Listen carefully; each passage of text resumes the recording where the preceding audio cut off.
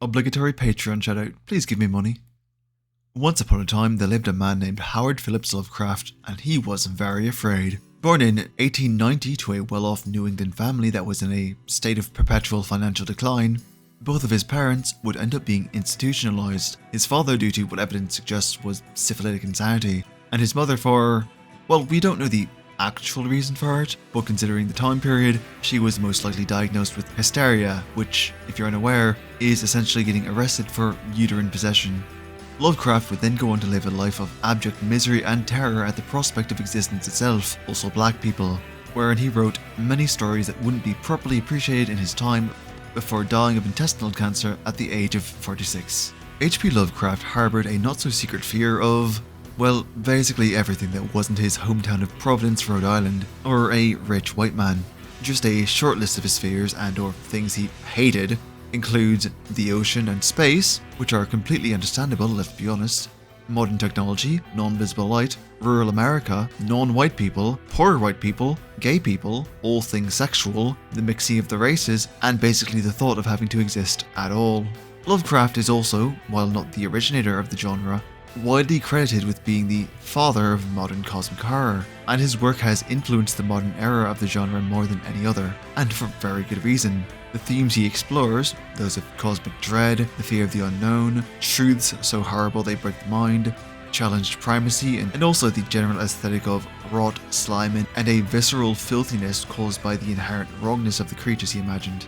These themes, especially the fear of the unknown, have aged far better than his actual works, which are filled with so many classist and racist undertones that they make a minstrel show look comparatively tame. He was really fucking racist and elitist, even by the standards of the time. But like I said, despite how poorly his work itself has held up, the themes and ideas have translated incredibly well, and they've continued to be iterated and expanded upon in the decades since his first publishing. Hey guys, Future Writing here. Forgive the audio quality please, it's raining right now and my mic keeps picking it up. I realise that this line probably needs context because it might make it sound like I'm making light of minstrel shows, and that could not be farther from the truth. Black and white minstrel shows were disgustingly racist, and I in no way want to make it sound like I'm playing them off as harmless or anything less than fucking horrendous. I do, however, want to impress upon you just how next level malicious this loser's racism was. Skip to the on-screen timestamp if you just don't want to have that discussion right now. Racism permeates all of Lovecraft's work. This is a well-known fact, but it's to the point that even a story like Cool Air, which has no non-white people in it, has to stop for a full fucking paragraph to describe how white and well-bred Dr. Munoz is, and it's fucking taking right past 11 in the Cult of Cthulhu, where the Cult of Cthulhu is made entirely of non-white and mixed race people, and the story ends with the main character realizing that, now that he knows the truth, they will be after him, with this they being literally everyone not 100% certified Caucasian. Lovecraft's work has this problem wherein, by constantly associating his monsters with BIPOC people, he implicitly states that they are as inherently wrong and dangerous to humanity as the creatures he creates. And this is especially true with his feelings on interracial marriage. The horror in two stories, specifically in Shadows over Innsmouth and The Dunwich Horror, specifically come from people breeding with other races. But this is just the worst in Shadows over Innsmouth, wherein everyone born in Innsmouth is, while technically speaking, half fish person, symbolically, they are half South Sea Islander, and are born as enemies of humanity. And the story does specify it's South Sea Islanders, by the way. They are born as just inherently dangerous to humans, with no humanity to be found in them. The narrator himself discovers that he has Innsmouth heritage and immediately abandons his humanity for fishhood. It really doesn't get much more on the nose than being born inherently inhuman because of mixed heritage. Lovecraft is such a fucking disgusting freak. He goes out of his way on every occasion to portray non-white people as dangerous and antithetical to the very concept of humanity. The themes are all across his body of work and it's fucking sickening. So yeah, that's the context behind the statement from earlier. We'll get back to the video now. Thank you for listening. Given how pop culture warps people's perceptions of things, it can often be easy to forget that these themes were the point of his stories. Most people simply look at Cthulhu and focus on it and creatures like it as the sole indicator of a work being inspired by the writings of horrendous psychosis Lovecraft. But that understanding barely scratches the surface of the absolutely nightmarish depths of this man's phobia-laden writing. And you might be surprised to find out just how many modern works pull inspiration from Lovecraft's mad rambling. And we're going to explore some of that today. Sound fun? No? Well, fuck you, I'm doing it anyway. Before I get to the modern stuff though, I do want to take a quick tangent to talk about the big squid man himself. Cthulhu is very much the breakout character of Lovecraft's work, so much so that the mythos was named after him, and he has a much greater pop culture presence than the entire rest of the Lovecraft pantheon combined. And I'm not saying this is a bad thing. Cthulhu is strangely very marketable, and is, ironically for a madness-inducing god demon beyond human comprehension, pretty comparatively easy to grasp. To quote Santa Christ, everyone loves Cthulhu. But the interesting thing about Cthulhu is that, in the original story at least, and from what I can prise from all the conflicting information, he was essentially a guard dog. His job was to guard the gates in the city of Relia while waiting for the rest of the Great Old Ones to return. In a way, despite his overwhelming power and sheer incomprehensibility, he's the least of them, and that's what's supposed to make them so terrifying. Because if something this big and powerful is the weakest member of its pantheon, what does that say about what comes after him?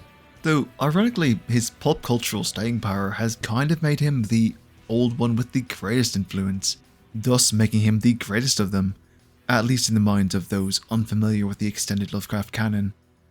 Yeah, so that's all I really want to say about the big green lug. On to modernity. Allow me to set the record straight on two accounts before we start. First of all, I'm not going to be looking at any adaptations or retellings of Lovecraft's work specifically, as they really deserve their own video, and I'll specifically be looking at modern adaptations of the themes and ideas inherent to the genre. Sadly, this does mean that I won't be discussing the game that you're currently seeing in the background, which is Cthulhu Saves the World. It's a fun game though, and I definitely recommend it if you enjoy satire and fun flavor text. You can buy it for $3 American on Steam. Second, I obviously can't cover every piece of media, so I apologise if I missed something you really liked. I am but a simple Tuctricity with a limited budget and resources, but I'd love to hear your favourite examples. Leave a comment down below. I'm always looking for something new and interesting to experience. So then, let's start with something classic. Say, The War of the Worlds. Now, this may seem like an odd choice, but important themes of cosmic horror are definitely there. And not just because of the aliens. Well, kind of because of the aliens, but not just because they are aliens. H.G. Wells' Martians allow the story to fall into the category of cosmic horror because of how far beyond humanity they are. They build giant war machines capable of leveling cities, machina so utterly implacable that the mightiest weapons we've created, wielded by all the armies in the world, can do is little more than slow them down before being incinerated. The 1953 film adaptation takes it one step further and includes the use of an atomic bomb, and even with that, the book sees the near eradication of mankind, with the narrator himself referring to the invasion as the beginning of the rout of civilization. The aliens are a great example of challenged primacy. Primacy is the idea that humans are the strongest and most important living beings. To paraphrase the man whose video inspired me to make this, it's the idea that humans are the biggest, baddest, and fattest asses around. The aliens are, to the audience in 1898 anyway, incomprehensibly powerful. And the irony of the story is that, while all of man's technology and ingenuity couldn't halt the Martian scourge, it was germs and the fact that the Martians had no defenses against earthly bacteria that managed to finally stop them. Hell, if you want to get meta, and why wouldn't you, it's fucking fun, the inducing of madness is also a factor, considering that, when the story was originally played as a radio broadcast, some of the people listening thought it was an actual news report and went into a panic, which is honestly just incredibly fucking funny. Nightfall, a short story by Isaac Asimov, delves into cosmic horror in a very interesting and also strangely literal way with Lagash, a planet on which the night sky can only be seen once every 2,000 years during an eclipse. Night, and even the concept of darkness itself, are so completely foreign to the people living there that torches and flashlights are an experimental new technology. These eclipses always coincide with the collapse of a previous society, and an in-universe scientific theory suggests that the night sky has driven every other civilization to madness, which it ultimately turns out is true, but not because of the darkness itself. No, it's the unfathomably innumerable stars and cosmic bodies that they see that drives them crazy, because it forces them to come to terms with just how insignificantly tiny Lagash is on the scale of an entire universe. It's actually kind of funny. The characters spend a large portion of the story trembling in fear of the oncoming dark, with two of them even attempting to sit in a dark room to overcome their primal fear of it. But it's the cosmos itself and their sudden realization of just how uncompromising and uncaring it is that ultimately breaks their fragile reality and drives those who gaze upon it to madness.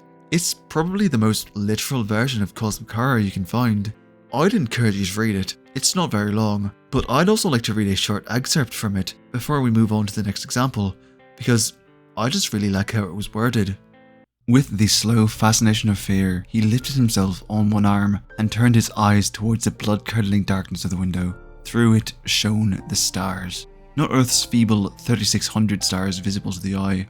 Lagash was in the center of a giant cluster. 30,000 mighty suns shone down in a soul-searing splendor that was more frighteningly cold in its awful indifference than the bitter wind that shivered across the cold, horribly bleak world. It's a really good story. Moving on, there are a couple more books I want to talk about before I get to the topic of D&D, with a short nod towards the work of Stephen King. Which one? I don't know, take your pick. Stephen King has quite a few books and movies and miniseries that fall under the purview of cosmic horror, though you'd be hard-pressed to take some of them seriously. Look at these things. They look like what you'd get if you asked an AI with an ice pick stuck through its processor to design a Hollow Knight enemy. But yeah, I wanted to mention his body of work, since a semi-respectful acknowledgement is the least the man deserves. Another good example is House of Leaves by Mark Danielowski, which is a book, about a film about a house that is slightly bigger on the inside than the outside, though slightly doesn't stay the correct adjective for very long.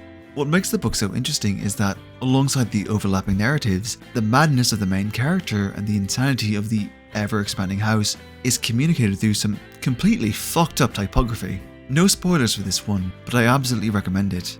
While this may seem like an odd addition to an essay about cosmic horror, trust me that you'll see what I mean when you read it. Would you like to hear something even weirder? Dr. Seuss wrote a book about cosmic horror. It even got a shitty movie adaptation. But no, why would you even... No, it's Hurtin' Here's a Who. Yeah, from the perspective of the Who's. Think about it. To the Who's, Hurtin is essentially a cosmic being, a creature so incomprehensibly massive and powerful that it could wipe them and their entire world out without even trying, and reasonably should never have been able to even notice that they existed in the first place. He even defends them from other inconceivably massive creatures that want to destroy them just to hurt Hurtin, with their own existence not even registering until the literal last second. The climax of the book and the shitty movie is the Who's literally pleading with beings they could reasonably only conceive of as gods to recognize their existence and pretty please not end it, which is kind of terrifying if you think about it. Imagine if the continuation of life on Earth was predicated on getting every person alive to scream at the top of their lungs on the off chance it could prevent our complete eradication. A horrifying notion, to be sure. For our final piece of literature, before we get to Dungeons and Dragons, I'd actually like to talk about the Dresden Files, which is one of my favourite series. For those who don't know, the Dresden Files is about Harry Dresden, Chicago's only professional wizard, who is also a detective and has many adventures. I love this series. I don't recommend it at all, but I also hope everyone reads it. No, that doesn't make sense, and no, I will not clarify. Dresden Files is a sort of mythological melting pot of a story, where Merlin founded a council of wizards to act as a supernatural peacekeeping force. The winter and summer courts of Fairy meet in the Chicago Botanical Gardens, and a Knight of the Cross wielding Excalibur can go to a masquerade ball being thrown by vampire nobility because Harry needed a +1. Demons exist, angels exist, the Greek gods exist, capital G God exists, and Odin, who is also Santa Claus, runs a security firm. It's great, I love it.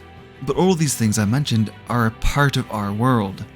They exist as a part of reality, and very occasionally in the series there have been creatures that come in from outside of that, and that's where we get to the Walkers. The Walkers are technically classified as demons, but they're very not. Demons are still a part of reality, and these things come from outside of it. The Outside is actually a place briefly visited in the series, and the creatures from it really want to be let in, and that would be really, really bad. I don't want to spoil too much in case someone watching decides they'd actually like to get into the series, but to put it simply, there are creatures known as walkers, 3 of which have been shown to exist so far in the series, and they are terrifying. They directly serve the will of the Old Ones, actual Lovecraftian horrors that want to bring about the empty night. To quote one of the walkers themselves, the unraveling of all things into darkness and silence.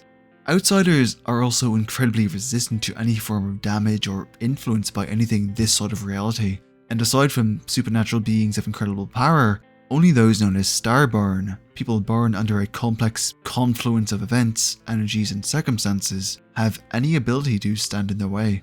Mere contact with an outsider is enough to damage the psyche of a living creature, but Starborn are capable of resisting the taint on reality that the creatures naturally create. So yeah, that's a thing.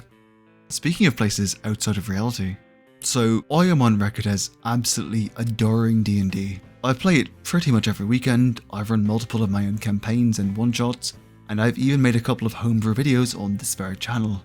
But something I've never really touched on in any of this has been the Far Realm, which is something I honestly kind of regret, because the idea behind it is so cool.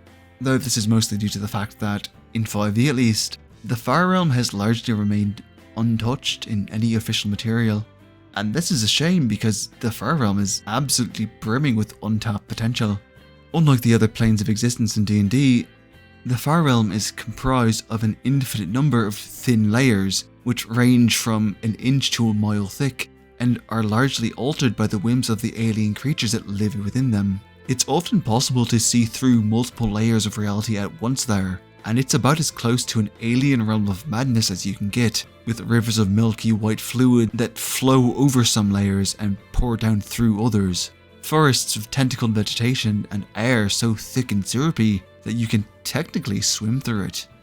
Time and gravity just do not exist there, with thought being the only means of transportation, and the creatures that inhabit it are just as horrifying as you'd expect. It's also pretty common for people to simply go insane from merely brushing against the influence of the Far Realm, let alone encountering its creatures or, gods forbid, travelling there yourself. You know how Baldur's Gate 3 has the whole Mind Flayer Empire thing, with the Mother Brain and all of that? Well, they originate in the Far Realm, and they, along with the horrifyingly organic nature of their ships and their means of reproduction, are kind of the least interesting thing to come from the Realm of Madness.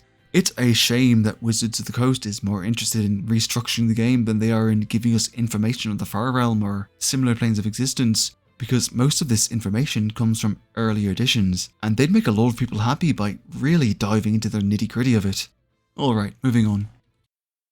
You know, it's a shame that the majority of depictions of cosmic horror, and also horror in general, tend to be live action, because animation really does horror better than anything else. I mean, Rick and Morty is essentially nothing but the story of a broken man inflicting his nihilism upon his family because his knowledge of alternate realities has broken his ability to relate to others or see them as people, and Adventure Time was absolutely packed with some of the most horrifying imagery and concepts they could get away with the Lich being just one of the more obvious examples. I could genuinely fill entire videos with just those 2 shows alone, but I don't want to do that because it wouldn't be very fun for me. But since we're on the subject of scary animated things, it would be remiss of me to not mention The Adventures of Mark Twain, an absolute acid trip and apparently a kids movie, which stands out quite a bit by being a claymation nightmare as opposed to any other form of animation, which honestly just makes it the most impressive. The Adventures of Mark Twain is, well, it's kind of about Mark Twain taking the 3 main kids from Tom Sawyer on a ride on his steampunk ship, wherein he inflicts his nihilistic depression on them via doorways into the stories he's written. And the one I want to talk about is called The Mysterious Stranger, which involves this. Who are you? An angel. What's your name? Satan. Constantly shifting nightmare fuel, who can create or destroy matter and life at will, building a small kingdom before wiping it out and claiming that what they're doing can't be considered evil because they do not comprehend the idea of right or wrong.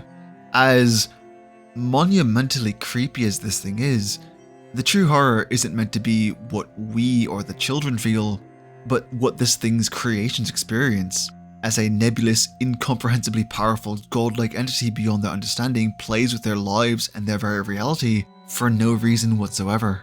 It's kind of like Heart and Here's a Who, in how the cosmic horror is something we witness an other going through, rather than experiencing it for ourselves or through the audience surrogate. Alright, so before I continue, I think it's important to expound on something. So in the original works of Lovecraft and the vast majority of their adaptations, the horrors beyond comprehension are also, generally speaking, incapable of being fought and are also beyond death. But a lot of works that adopt the themes of cosmic horror tend to not keep that distinction, as people tend to enjoy stories more when there's a happy ending.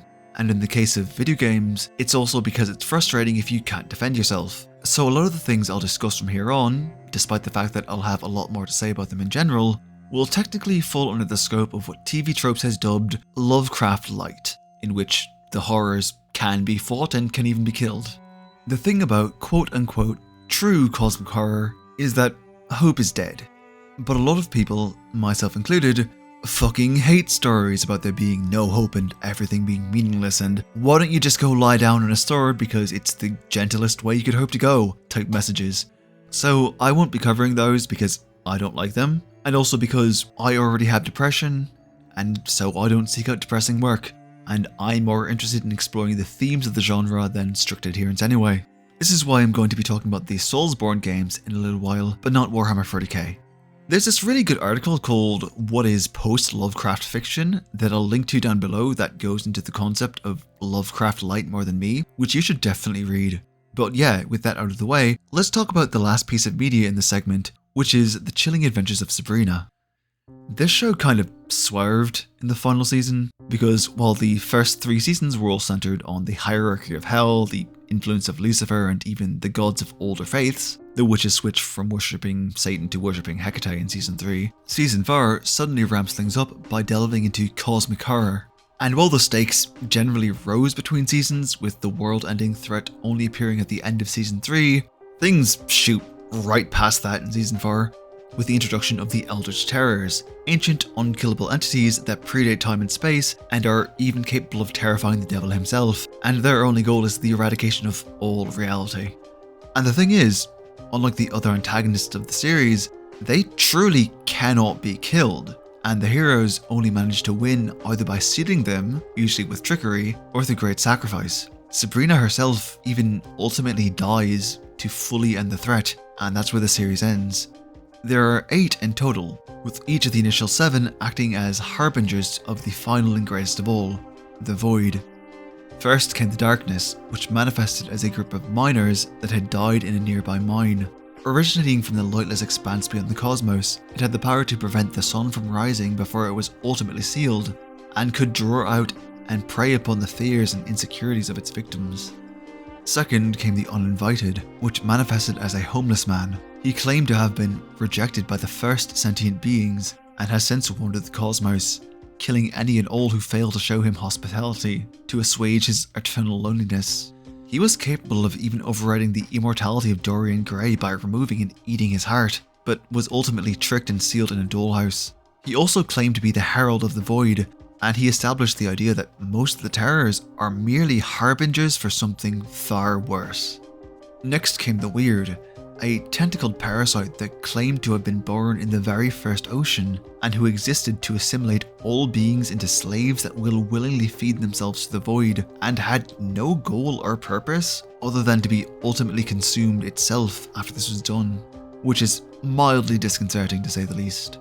It took Sabrina as its host, but the heroes managed to essentially poison her body enough to make it impossible for the Weird to survive inside her, forcing it to evacuate to a nearby water tank where it was promptly sealed in ice. Fourth was the Perverse, which manifested as an imp statue that could grant wishes by outright reshaping reality. The Perverse is actually somewhat singular in that it doesn't really connect to any of the other terrors, and the horror mostly just comes from seeing what twisted reality someone's wish can create. It's not even sealed in the end, just returned to the salesman it was taken from, and no, this doesn't actually make that much more sense in context. The show kind of dropped the ball there. Fifth was the Cosmic, which was never given a true form, but created a duplicate cosmos and threatened to smash both realities together, reducing everything to dust. Like the Perverse, it didn't fully connect to the others, though it's definitely the most literal interpretation of cosmic horror to come from the show. The solution they found was to send Sabrina's clone, yes I know Morningstar wasn't technically a clone, but I don't want to be here all day, to the alternate cosmos to act as a balancer. Next came the Returned, which didn't take a physical form, but began to bring the dead back to life, though they weren't aware of their returned state at first. Though the Returned didn't take a form for itself, it did center its power on Lazarus, who had to be beaten in a game of Senate to balance out the worlds of the living and dead. Though they kind of cheated and just killed him with a spear of Longinus, which was actually really kind of funny. The seventh was known as the Endless, and it's admittedly a little more confusing than the rest, as it took up residence in the Mirror Cosmos and made it into a Sabrina sitcom. I really can't explain it very well. The Endless itself is actually different from the other horrors, as it's meant to be the equal and opposite of the Void, though the relationship isn't explained very well. It's also never sealed, as Sabrina's clone takes its manifestation with her when they escape the cosmos after the Void begins to consume it, so its fate is ultimately kind of unknown. And finally, there was the Void, which was simply an all-consuming nothingness, the end of all things.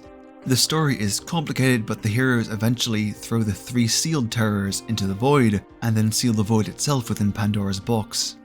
What's interesting about the Eldritch Terrors is that they all represent a primal fear or an aspect of cosmic horror as a whole. The darkness is the fear of the unseen and, fittingly, the dark itself, while the uninvited is the fear of outsiders, of foreign entities that wish us harm in ways we're not prepared for. The weird represents the alien nature of the most popular creatures of cosmic horror, while the perverse represents madness and the fear that our perception of reality cannot be trusted. The cosmic, fittingly enough, represents our fears of outer space, of what can come for it, and of all we can't know about it. And the Returned is our fear of the perversion of the natural order, of the basic fundamentals of logic no longer applying, and thus our world falling apart around us. And although I'm not 100% on the Endless, I believe it represents our fears of being trapped in a system that we have no control over, of losing direction and having our lives controlled by outside forces. I'll actually have more to say on this when I get to the topic of the game Returnal. What about the Void, Brighton? What do you mean, what about the Void? It represents the fear of non-existence, not even death, but of a nebulous end that we're powerless to stop. The human brain cannot conceive of its own non-existence, and this terrifies us. The show didn't always stick the landing with these, but it did manage to explore the ideas behind the genre in some interesting and entertaining ways. It also ran the gamut of themes, and looking back on it, it actually did a bit better than I originally thought it had. Right, so that's that. Moving on to... Okay, so while there are a lot of games that explore cosmic horror, I'm not going to go over a whole lot because, well, reasonably speaking, where to even start with video games? Do I talk about Moons of Madness or Darkest Dungeon, which are explicit tales of Lovecraftian horror? Or do I talk about Mass Effect and the existential threat posed by the Reapers? Or maybe Skyrim and Daedric Princes? Or the fucked up cosmology of World of Warcraft? Or the entire fucked up everything that is fear and hunger? No, I have to draw the line somewhere, so as much as I'd love to go on for hours about it, I'm going to make this simple and keep it to 2 games and the Soulsborne series, if only for the sake of my own sanity. So, do you guys remember Prey, the game that came out in 2017 about these shape-shifting aliens that all look like Aardman started using dry ice and tar to make their movies? I wouldn't blame you if you forgot it. It seemed to slide off most people's minds like a buttered duck. The thing is, the game was actually quite good, and it had one of the most interesting eldritch concepts in the form of the Typhon. In the game you play as Morgan Yu, the sibling of Alex Yu, undergoing the testing of neuromods on a space station when the alien creatures break containment and begin killing everyone on board. The Typhon, named after the Greek father of all monsters, were one of the more interesting enemies I'd seen in a while, because not only were they scary, but they were perfectly alien. Their bodies were in a constant mid-state between solid, liquid and gas, and they were constantly evolving, growing as they killed and assimilated more and more humans on the station. The very first creatures you encounter are called mimics, and they can perfectly transform into any object they desire, meaning you can't trust the random objects you normally would in a horror game, because they could always be a mimic waiting to jump you. More than once, I found myself reflexively smashing things because I thought I saw them twitch, and it's very effective horror. But the most interesting part of the story is the ending, which reveals that everything was merely a simulation and the Morgan you were playing as was never Alex's sibling, but a human Typhon hybrid being tested to see if it could be sympathetic to human causes. As it turns out, the Typhon already broke containment, and Alex is hoping that you might just be human enough to help save the human race. And the ultimate end is up to you. You get to decide whether you want to help humanity survive or kill them all. You're the Eldritch Nightmare player. You decide how the story ends. One last thing I really liked about the game was that it poses the question of, in the event of the coming end, will you still be kind? There's a lot of post-apocalyptic media where kindness gets punished and humanity is a trait that's slowly abandoned, but in Prey, you're actively working to stop the apocalypse from occurring at all. And there are still plenty of times where it asks you, will you be kind?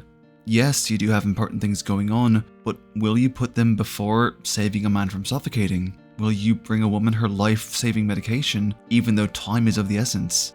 Will you procure an item for someone that doesn't have any practical value, but that means the world to them, that could help them connect to their dead parent? In the face of an eldritch end, will you still take time to just care for people? I don't think there's necessarily a definitively correct answer, but it's still a choice the game asks you to make. You choose how the story ends, and you choose how it gets there. The same cannot be said for Returnal, however, where the message is that you have no say, no control, and attempting to escape is meaningless. Fun, fun, fun! Returnal follows Celine, an astronaut who crash lands on the planet Atropos. The game is very not subtle with the names. A hostile alien world filled with tentacled monsters that all want her dead. And she does die. She dies a lot, only to wake up back at her crash site each time, and it quickly becomes clear that she's caught in an endless loop. An eternity of dying and returning. A returnity, if you will. No, wait, that's dumb. It is, however, made clear very quickly that this isn't a simple time loop situation, nor is it a matter of resetting. Time does move for the rest of the world, and you begin to find signs that she's been here before, died here before. Audio logs left on the body of a former her, oftentimes former selves she has no recollection of ever having been, versions of her far more broken by the endless cycle than she currently is. There's also a story locked away on the planet, a story of a people that once inhabited this hellhole, before something came and divided them. An inscrutable presence that hides within the darkest abyss. It taunts you with its mere presence and your own helplessness, pulling you back to the beginning, one would assume as a form of punishment for Celine's crimes, but the true reason is only known to it. I think Returnal represents what the Endless was trying to bring across, that fear of a loss of control and autonomy, of forced repetition and an endless nightmare. You can scour the game for meaning all you like, but the truth is that, whatever the reason, Celine is trapped, locked within a prison of endless horror fashioned from her own psyche by an uncaring and malicious godlike thing that relishes in the torment it causes.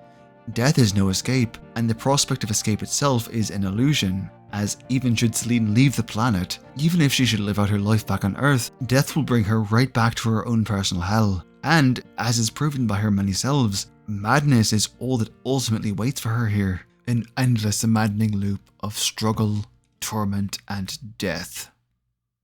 Moving on to something a little more lighthearted, let's talk about the Soulsborne series. And how weird is it that I can describe that as lighthearted in any context whatsoever? I think Bloodborne is probably what first comes to mind when you talk about modern cosmic horror and gaming, and for good reason. And while I will talk about it, I do want to talk about the other games in the series first, because FromSoft has been dabbling in cosmic horror since the first game in the series, and I think it's important to acknowledge just how much work they put in over the years. So let's start with Demon's Souls, since it was the start. I think. I've never played the Kingsfield games, so someone in the comments will have to let me know if they ever delve into cosmic horror at all.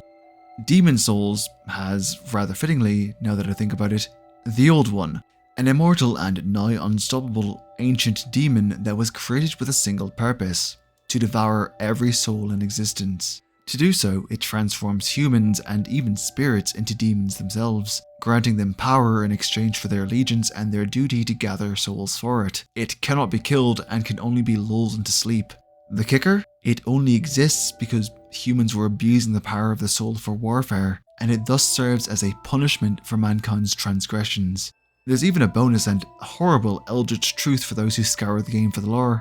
The god that the clergy worships, the being that they seek solace in and use as an excuse for their crusades, it is the Old One. Whatever true god created souls and placed the Old One on the planet has long since abandoned the world, and all the people have left is faith in a false idol that cannot save them and instead seeks the opposite. It's honestly quite a dark predicament.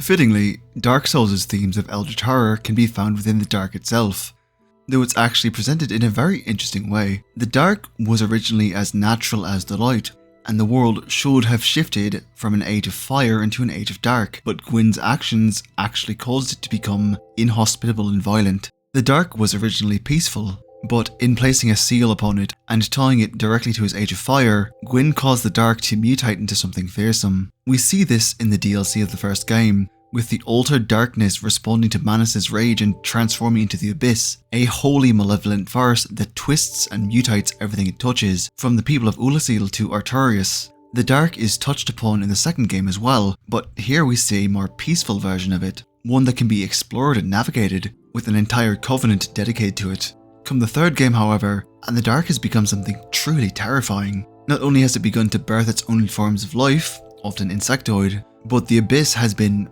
all but replaced by the deep. It's important to note that the Abyss, despite its terrible nature, could still be a peaceful and quiet place at times, as it was representative of the darkness that should have come naturally like the setting sun, and it was only a force of destruction when fully disturbed or provoked. The deep is far worse and is described as being darkness beyond humanity. It was created from the compiled stagnation of all the worst parts of the human soul, and can even cause a malicious de-evolution within humanity. The deep threatens to devour everything, and the ironic part is, it's become everything that Gwyn feared, and it wouldn't even exist if he hadn't shackled the dark in the first place. Then there's Bloodborne, which I would describe as the most classic example of the cosmic/eldritch horror in the series. Though this is far from a bad thing. Bloodborne is a true masterpiece, and I'm definitely not the only one to think so. I think what makes it work so well is actually how it's paced. You begin only with knowledge that there's a plague that causes people to transform into beasts, but even then, there are inklings of something greater. The existence of the hunter's dream, and the presence of a doll that's entirely inanimate unless you've acquired insight, after which she can talk and move and even reinforce your strength with the blood you've spilt. It's weird, but it's something you accept. But as the night continues, things only grow stranger, and you begin to ask more and more questions. Why are people turning into beasts? What is the source of the miraculous healing blood of the church? Why do I keep finding the skulls of people who've apparently had their heads burst open from forbidden knowledge? And why is it, the more I encounter, the more I begin to see things that weren't there before? Or were they actually there the whole time? What's happening here in this blood-soaked land of Yharnam? The world starts to make less sense as the night wears on, or is it making more sense now? Now that you've attained the insight required, not to understand it per se, but to witness it. The amygdala that clings to the church and over the great door, the insect flower hybrid creature that throws stars at you, the strange madness that's seeping into the minds of Yharnam's residents, they all have to come from somewhere, don't they?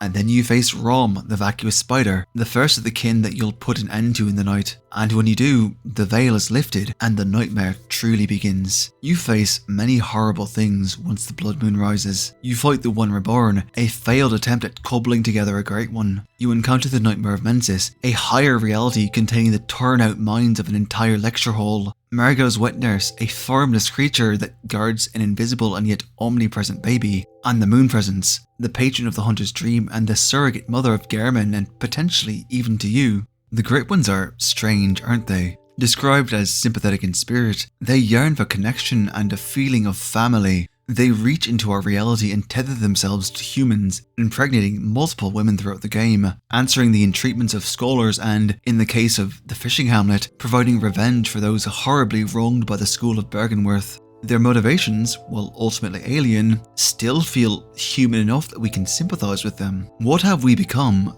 through this long and bloody night, are we even still human ourselves? Or have we begun to resemble them just a little bit?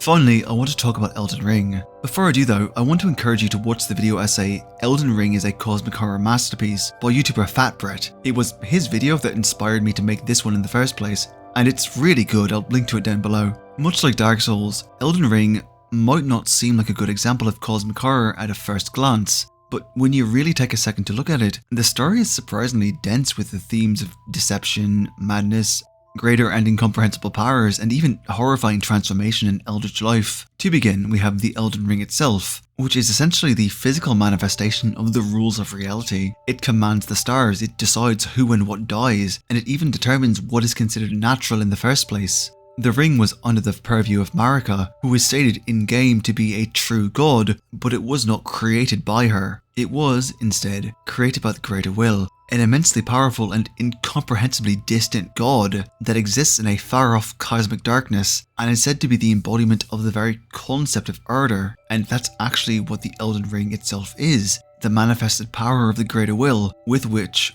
one can determine the order of the world. Throughout the game, the player is capable of creating or finding items called mending runes, which add new rules to this order that shapes the world, and the world itself is forever changed by them. You can force the gods to become less human and more infallible, you can write undeath into nature, and you can even impart a horrible self-perpetuating curse into the natural functions of the world. With the power of the ring, you choose what reality will become.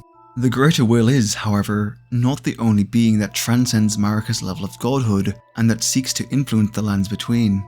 There are quite a few actually. These beings are known as outer gods, and there are even beings of a similar nature that have begun encroaching upon the world, intent on reshaping it to their whims. For instance, there's the Formless Mother, an outer god associated with wounds and flowing blood, and the source of Mohg's increased power. She appears to the outcast and forsaken, granting them purpose and comfort, and has even seemingly compelled Mohg to create a dynasty for those like himself, those with no place to call their own.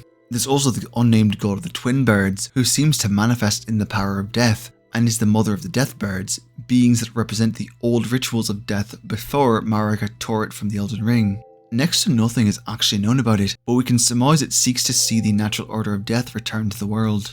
Beyond the outer gods, there's also the nature of the stars, which are the source of sorcery in the game, and said to have had control over fate before the Elden Ring wrested that from them as well. And the stars themselves actually have two different forms of cosmic horror attached to them, in the forms of the Primeval Current and the Falling Star Beasts. The Primeval Current is never fully explained, but it seems to be the essence of the stars themselves, and the name implies that it's almost a river of cosmic energy that runs through the depths of space. The most powerful and accomplished sorcerers are capable of catching a glimpse of the current, and doing so grants inspiration so wonderful and terrible that it breaks their minds. They create the most powerful sorceries from this glimpse, but tapping into this forbidden knowledge also instills a great fear. One sorcerer, Lusot, beheld the final moments of a great star cluster, but watching it die broke his mind. Another, Azur, witnessed the terrible abyss that is the darkness between the stars, and he was left both bewitched and fearful of the abyss. Beyond the forbidden and mind-shattering knowledge of the Primeval Current, however, there are also the Falling Star Beasts. Horrible, insectoid creatures seemingly comprised of stone that fall to earth on meteors and wield gravity as natural weapons, alongside a wicked pair of pincers. The most terrible things about the Falling Star Beasts, however, is what they turn into. It's implied that this is only the first stage of their evolution, as they may transform into these antlion-looking creatures known as malformed stars, before ultimately metamorphosing into the natural born of the void, which are so powerful that they're capable of destroying entire cities on their own. These things are quite literally alien invaders. However, there are two things even more horrifying than these, and they are, without a doubt, the pinnacle of horror within Elden Ring, and the first is simply known as Rot. There is a place in Elden Ring that is so twisted and hostile in nature that it resembles a whole different world. Fungus and mutated plant life grow unrestrained, malformed and hostile animals roam the land, sentient insectoid life has formed, life that worships a goddess of rot, and a swamp of putrid and vastly poisonous water sits at its centre, where once bloomed the scarlet Aeonia. Even the sky itself seems sick, perpetually clouded and turned a dark crimson. This is Caelid, and once it was a battlefield, but before that it was simply land like anywhere else. But then came the battle between Melania and Verdun, a fierce clash in which she unleashed the awesome and terrible power of the Scarlet Rot, and this place was forever changed. Melania was the daughter of Queen Marika and Lord Redigan, and she, like her twin brother, was born cursed. But where he was born perpetually nascent, she was afflicted with an illness that would have rot her body from the inside out, and no matter the awesome power of the gods, no cure was to be found. Because, in truth, the Scarlet Rot is no disease at all, but an alien presence, the power and will of an outer god that is the essence of rot itself. The Scarlet Rot is a horrifying force that acts almost as a combination poison and super cancer, killing everything in its path and mutating that which it does not kill, and it's spreading. Despite the best efforts of an entire army to burn it and hold its borders, it continues to creep further and further out, transforming more and more of the land, and nothing can seem to stop it. It acts almost as its own form of invasion, practically terraforming the land into that of another, far more hostile world. The Rot is powerful and scary, but the thing is, there is still life to be found within it. Twisted, alien and hostile, yes, but there is still a form of life to be found. Perhaps the only thing more terrible than the Rot is something that would deny even the chance of life evermore. The Flame of Frenzy is the outer god of chaos, and it is a force of unbridled and pure destruction. Throughout the game, the player will encounter those afflicted with frenzy, a yellow flame quite literally burning in their eyes, and both they and the god they worship have but one goal: to destroy everything. It should be no surprise that suffering abounds in the world of Elden Ring. Systemic oppression, malevolent forces, and an abundance of hardships too numerous to name. The world is cruel, unfair, and most of all, it is hard. And the suffering caused by this is so great that it drives some to utter despair and to frenzy. Frenzy spreads through the lands between because of the maddening knowledge that life is all but pointless, and this madness drives people to terrible lengths to escape their torment. I think I should let the emissary of the Chaos Flame tell you what it wants herself. All that there is came from the one great. Then came fractures, and births, and souls. But the greater will made a mistake. Torment, despair, affliction, every sin, every curse, every one born of the mistake.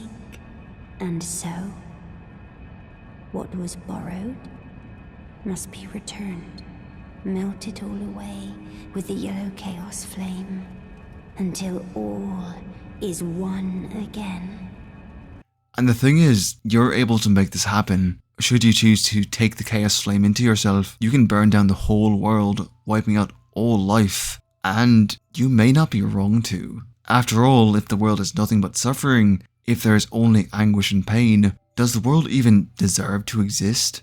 Is it madness to wish for it all to end, for everything to be melted away, and return to the primordial nothingness? Maybe the true horror is that we're forced to live in this world at all.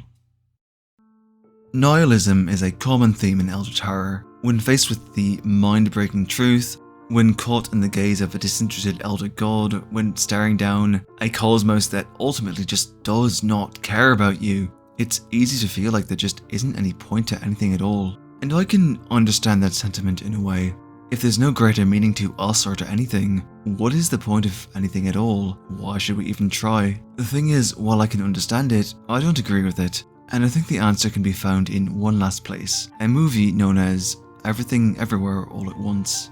Everything Everywhere All at Once is a movie about Evelyn and her family, and the space growing between them, caused by dissatisfaction and regret. It's also about alternate universes and untapped potential and diverging timelines, but mostly it's about finding joy and love and being kind. To make a long story short, in alternate universes, Joy, that's Evelyn's daughter, experiences the whole of the multiverse all at once and turns into a mad god called Jobu-Tupaki. By nihilism and the fact that it's just plain scary to be the first person to go through that, especially when no one else can even begin to understand what you've gone through. And she spends the movie pushing Evelyn into the same revelation. She even creates the Everything Bagel, a singularity made by putting everything in the universe together with the plan of using it to commit suicide. She doesn't want to go alone, however, and she ultimately gets her wish when Evelyn reaches her level and becomes just as incomprehensibly powerful. And in doing so, becomes just as destructively and uncaringly nihilistic as her alternate daughter. But this doesn't last because, well, she has love, because the world, as scary as it is also filled with love and happiness, with kindness and with people who care, and she rejects the nihilism that consumes joy and reaches out to her daughter to show her that she's also loved, and that she's cared for, and that life is worth it, no matter how scary it might be. I mentioned a while back that stories don't really do true Lovecraftian horror anymore, because to do so requires the message that hope is ultimately dead, and most people just don't really enjoy that, myself included. I think this is why so many stories with cosmic horror lean into Lovecraft light instead, because not only is it more comforting, it makes for a better story overall. Maybe the world is beyond fixing in Dark Souls, but that doesn't mean we stop trying, and maybe the night is filled with terrors that we're never meant to witness, but a hunter will still fight to spare the people of Yharnam. The universe may be cold and uncaring, but we don't have to be. We can be kind, we can show love, and we can make the world we live on a warmer, gentler place. Sure, everything has to end eventually, but when the end comes, whether the old ones rise or the sky falls down on us, it won't make what we had any less important, and it won't make the joy we found any less worth it.